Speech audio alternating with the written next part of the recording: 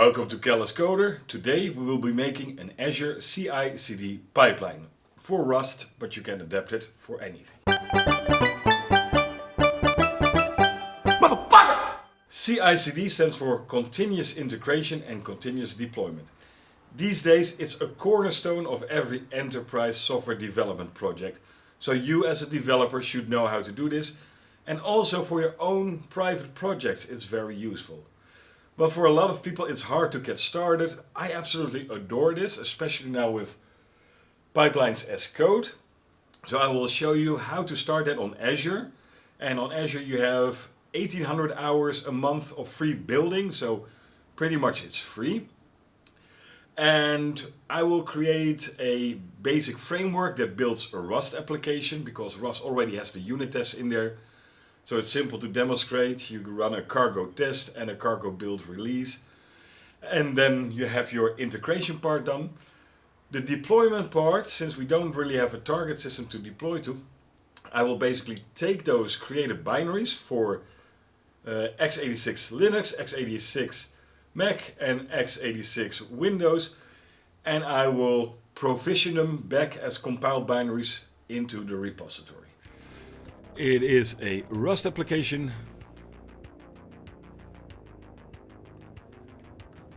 And basically what it is a string replacement application. You take in a source file, you take in a JSON key value pair file, and it will go through that source file and replace every occurrence with that key and value in that source file. Here we have the library functions that do all the heavy lifting, and most importantly we have here all the test cases. So we can build a test by cargo test, and we can build a release by cargo build release, and we can automate that using pipelines. So we first need to create a pipeline. So we go to Azure. If you created your Azure account and you log into Dev Azure with your unique user ID, you click on New Project. And I call this YouTube Pipeline Demonstration on creating a basic test and build and deploy pipeline. And let's make this public so that everybody can see it.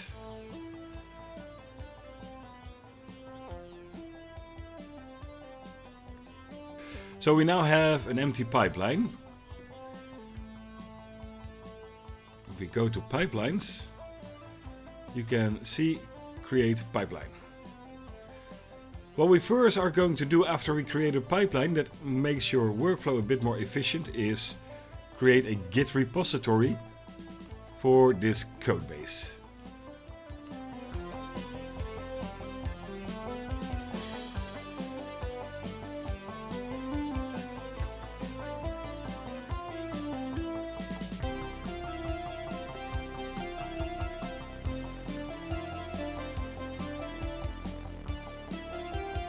So now that we have a repository, we can create the pipeline. Create pipeline.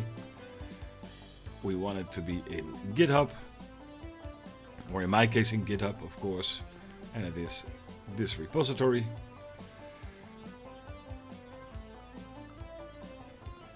Proof, yes. Then you are asked to log in again, and it will load that project.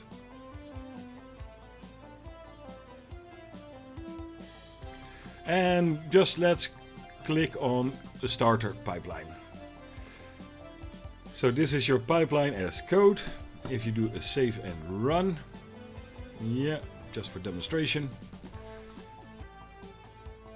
If you go to pipelines, then you see the pipeline, and you can actually click on these and you will see the jobs that are started. So we have a basic pipeline. This is the multi-line, this is the checkout, this is the script, hello world, and this is the multi-line script. Right, so we have a basic beginning. Let's pull this one in, git pull, and we should get a Azure pipelines. Right.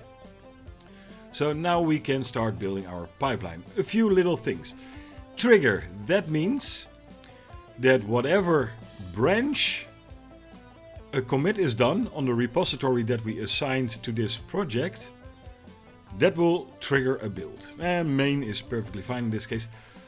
A pool, these are agents that are actually building the application. We are going to change this because we want to build for Mac, Linux and Windows. But we are going to use these Azure agents. You can use your own agent, but for now I'm not going to bother with that. But you can use the Azure agents for free, or 1800 hours a month. And these are the steps that the pipeline is doing. Well, we get rid of this. And I copy my first block. What is a good thing to actually do is there is a plugin. Go to extensions, Azure Pipeline, Azure Pipelines install. That will actually parse all these YAML files. That makes life a bit easier, because as you can see, all these indents are quite tricky. So we created a placeholder stages, so we can have multiple stages under this. And the first stage that we have is build, because we want to build the application. You can give this a display name, and then you describe the jobs that need to be executed during this build. So we have a job called build, so we can refer to this job, so we can actually wait on it. A nice descriptive text that we will see in the pipeline. And then I use a strategy. This is a rather advanced concept, but what we want to do is actually build for 3 different x86 platforms. In that case, you use a strategy with a matrix, and you define for each tag, these are tags, which build agent you want to use. And here you see that is that pool that we just discussed with this variable, the dollar bracket, and the name that evaluates the variable or dereferences the value. And I create a variable called OS Lin, OS Mac, and OS Win.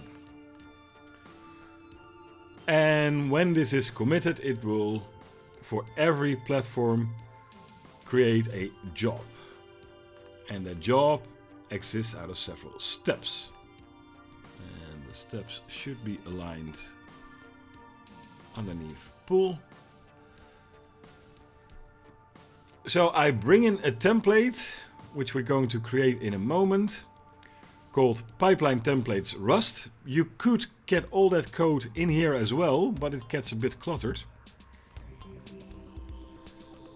And then we need to copy the files that we have created with a copy task, only when the previous step has succeeded. So the steps that are defined in the templates. And again, I give it a nice little descriptive name, and I tell what is the source folder. Well, the sources that we're going to create an artifact of are actually the binaries, and in Rust those are located under your build directory, target release. So right here, list target release, we will see replacer, and that is the binary. And we will copy 2 binaries. It's the replacer or the replacer.txt. If it can't find, in case we're building, for example, Mac OS or Linux, it can find a replacer.exe. Well, then it simply doesn't copy it, it doesn't complain about it. And in case of Windows, the same. It can find a replacer, so it will ignore it, but it will copy the .exe. And it will copy it in this special reserved variable called build.artifacts_stating directory. An artifact is basically the compiled, tested code that you're going to deploy in your CD stage. Right? Now you may wonder, how am I supposed to know what this task is called? And there is a nice little workflow for that. you can click on your pipeline, you can edit pipeline, and you will see that is the source code that is committed. We have not yet saved and committed the other one, but you can actually look here for copy file. Copy file. So copy files, that's the one that we want to use. Here you see that source folder. What was the source folder? That was that special variable sources build directory. This is also a variable that Azure provides. And we want a target directory, and we had the target folder called root. Okay. And here we, by the way, had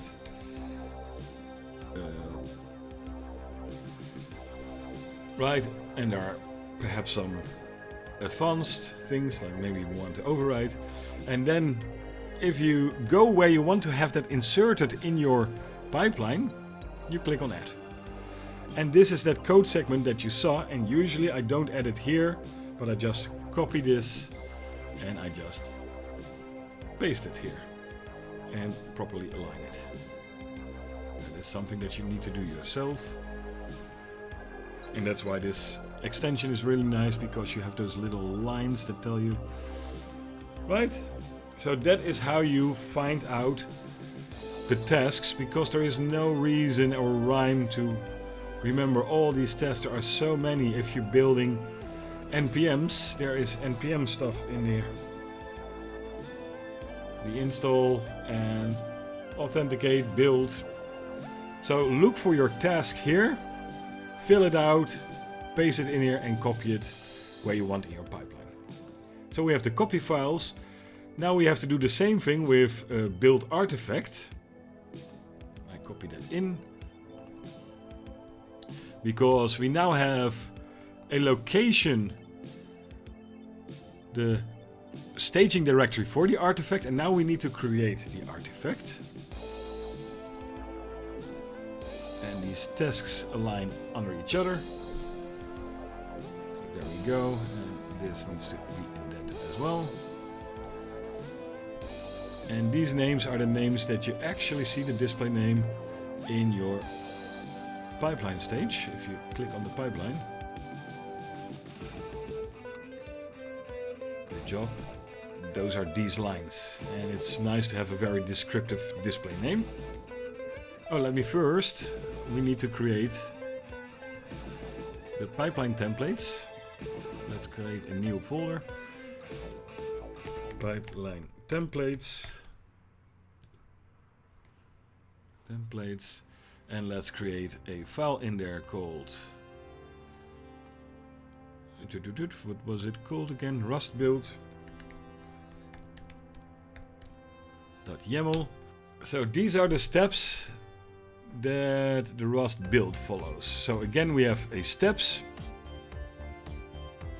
and we run a script that installs Rust. This is just copied from the Rust install, and I give it a display name. We run a script again that is called cargo test, and we run a script again that is cargo build and release.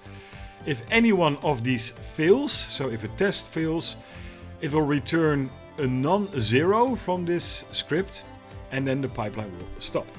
Now you could also have done this, but you will see that it makes it rather messy rather quickly. We see we already have that step, so we don't need that here. We take that out.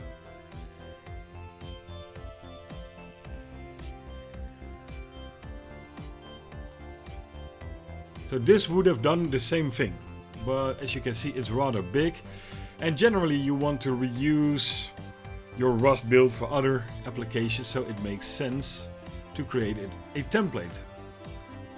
So now that we have that, let's git add pipeline template star, git add git commit -am pipeline CI.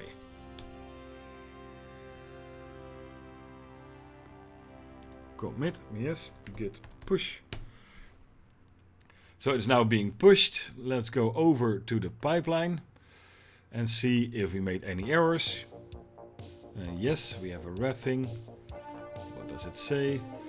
templates Rust expected document start parse event. It helps if you save the file before committing it. So here we see it's now starting to build the Linux, the Mac and the Windows. Automatically, we don't have to run anything except for a git commit and a git push. This one is already done. So you see we run install Rust. That worked fine. Rust is installed now.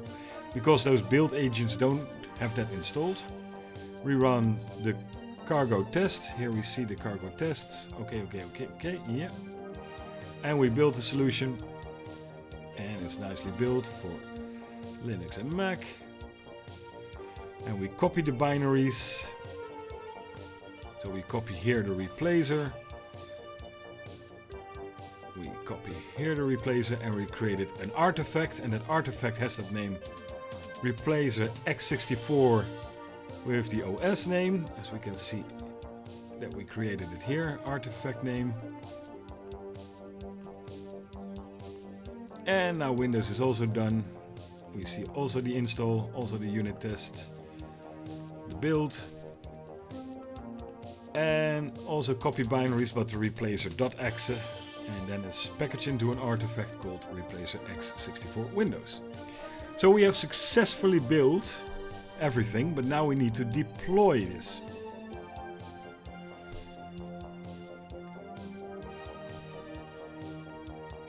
I need to align it properly. Depends on tool, jobs, job, enrich. Yeah. Needs to go one step further. So there we go. Yeah. So here we had the build stage, and here we create the deploy stage. We're going to deploy to Git, and usually these can become quite complex with environments and run ones strategies, but since we're just doing a push to Git, this is relatively simple and a good starting point. So we first want to check out the source code, and we want to persist the credentials because we're going to publish to Azure, to Git. So we're going to publish to Git, and I need these credentials cached because between jobs there is no dependency unless you explicitly pass variables, and this creates a variable. Then we create the first task, that is to download your artifact task.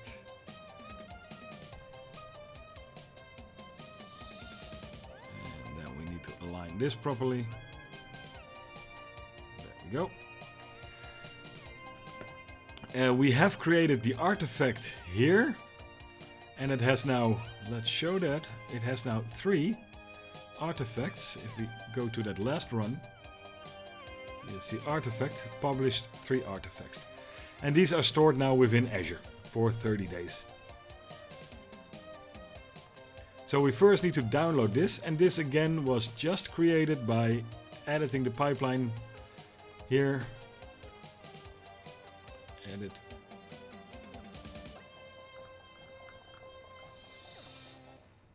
And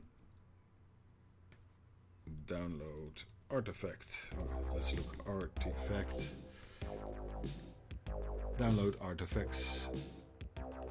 So we have checked out our source code and we cached the credentials that the pipeline used to check it out. Then we downloaded the artifacts and we said download these artifacts, so the 3 that were located in the repository local path of this agent, the build agent that we use, in the directory binaries x64. So those 3 little artifacts that we've created,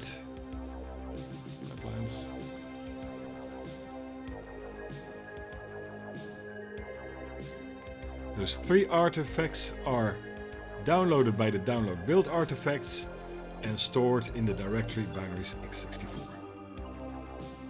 Their contents.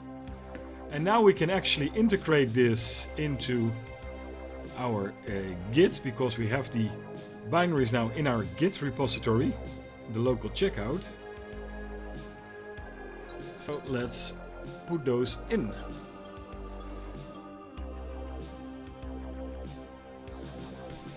So I basically create a next task, which is called a script.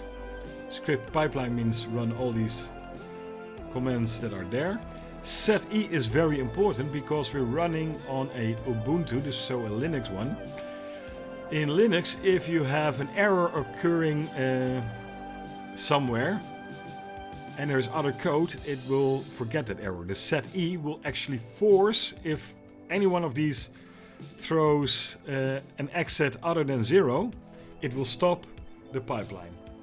So here we say, okay, let's set these Git configuration parameters, username and email address. Since we have a checked out which is detached, we create a branch called binaries. Then we check out the main, and then we merge the binaries. So the stuff that we have here in the local path with the binaries, we merge that. We say git add all these binaries. Then we set them to execute. Then we commit this. And now the astute of you would realize, since we're committing on a master branch, it is actually creating a CI as well. So we would have an infinite CI build loop. There's a way out of it with this little tag. Square brackets skip space CI. That will skip the CI part if the CI part isn't skipped. If the CI part is skipped, then also the CD part is skipped. And we push it to the repository. And I create a tag as well, because every binary I think should have a nice little tag. And again, these are these Azure variables. Check them out, use them. And we push that tag remote as well. And it's called enrich binaries. So let's save this, let's commit this. CD part. Push it and let's see what happens. Let's go back to the Azure pipelines. It's already started running. We now see that we have two stages. We have the build replacer and we have the deploy to Git stage. That is the name that we have given here. Deploy to Git, that runs this job enrich and the job to push it in, or the task to push it in. So they're now building in parallel. So now what is important to understand is that if one of these fails, and that's the cool thing about a pipeline, because you develop on Linux perhaps and don't build on Mac and don't build on Windows, and there are certain differences between these, then this will not be published, those binaries, because this stage will not run. And why will it not run? Because I created a dependency, a condition here, depends on build. So it depends on this build. And the condition is it needs to be succeeded. So this previous build needs to be succeeded. And in this case, we only want to build if it is committed on the main branch. So if any of these steps in the build process fail, the deploy process is never started. So you don't deploy something that is potentially broken. And here we go. We have actually deployed to our merge artifacts, enrich binaries. Yeah. So we have actually pushed into our repository. It's cleaned up. So if we do a git pull, we will see, hey, there is a new replacer here, because I already had them built before. So that is this one. So we have now successfully created a CI/CD pipeline. So there you have it. We created a very rudimentary CI/CD pipeline in Azure Pipelines. Now, why should you use pipelines? It all comes down to trust. Just like you create your unit tests and your integration tests, you want to be sure that these have run, because people sometimes forget to run the tests, or certain tests in this little project that I had pass on Linux and Mac but not on Windows, because Windows behaves a little differently with files because it has a line feed on there. So that was caught. I could make a special test case for Windows to pass it because it had no impact. But it creates trust. Your tests, your unit tests, your integration tests that are built here, and that your build stages depend on each other, that only when that previous build stage is successful, I will create an artifact, or I will actually check out that artifact and deploy it to my environment. So here we just deployed into Git. That's not really an exciting deploy. You can actually deploy to environments, Azure environments, dedicated build agents. Maybe I will do a video on that if there is interest, but the documentation is good, you can figure that out. But you can have an environment for dev, you can have an environment for test, for ACK, for prod. And dev will always be triggered when you commit it. And only when the dev build is successful and the dev deploy is successful, you would actually start to run the test deploy. And only when that is successful, you will start to do the ACK deploy. And only when that is successful and you clicked on an OK button like deploy now, you will deploy to prod. And that's the great thing about the CI/CD pipelines. They generate trust. I don't want to go back to the time that you had to hand make anything, or that is just stupid. Just let your pipeline carry it and have a DevOps engineer focused full-time on getting everything running. So I hope you learned something, and see you in the next one.